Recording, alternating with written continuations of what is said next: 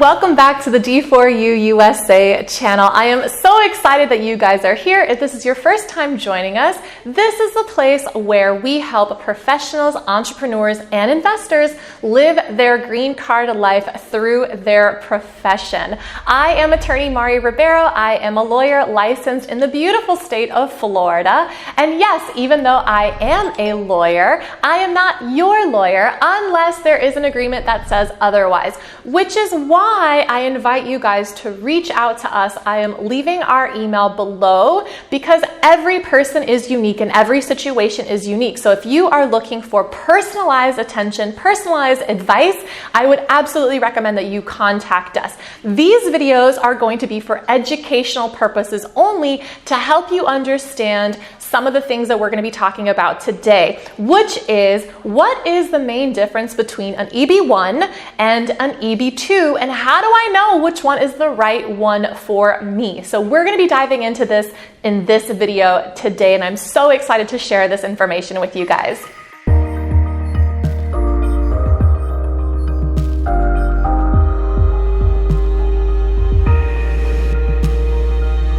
So first, let's talk about the EB1. EB means employment-based, and it is a visa for leaders in the field of science, art, education, business, and athletics. So usually these are professionals that have an extraordinary ability and can prove that they are in the top percentile in their field. It could also be outstanding researchers and professionals who have significantly contributed to their field. This could also be executives and managers of multinational companies that have a branch here in the United States. Now, the really cool thing about the EB1 is even though it is an employment-based visa, this visa does not require you to have an employer or a job offer, and you can actually self-petition. So you won't necessarily need to have a sponsor who is going to be moving this petition along for you.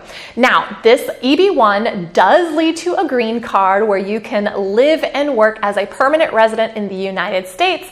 And it's really been set aside for individuals who have gotten international recognition, have exclusive memberships in top organizations, as well as commanded high salaries. Now, let's compare that with an EB2 national interest waiver. So this is also employment-based visa, and it's for professionals with exceptional ability, which is different from the extraordinary ability.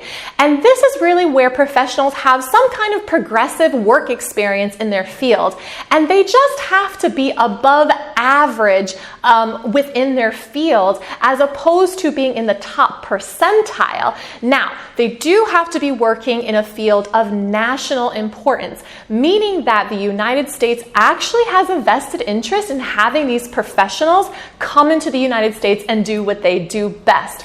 Now, they also don't need to have an employer sponsor their petition or have a job offer from a United States company, and they can absolutely self-petition without either one of these things. It absolutely does lead to a green card so that you can live and work in the United States just like the EB1. But it's really meant for people who have recognition by their peers. They've also participated in memberships, and they've also asked for high salaries. So you might be saying, what's the difference between the two? They sound absolutely the same, and there are some key differences to help you decide the best route for you. So the EB1 actually has a much higher standard, and it's really reserved for those who have the highest recognition and achievements in their field on a much grander scale, where the EB2 national interest waiver is actually a relatively lower requirement in which you have to meet, and it makes it an easier option for people to actually qualify for the EB2 national interest waiver as opposed to the EB1 because of the difference in the requirements. Now, most people tend to favor that they want to have the EB1 because it's very prestigious. It is a very well-known type of visa, and it speaks to your profession.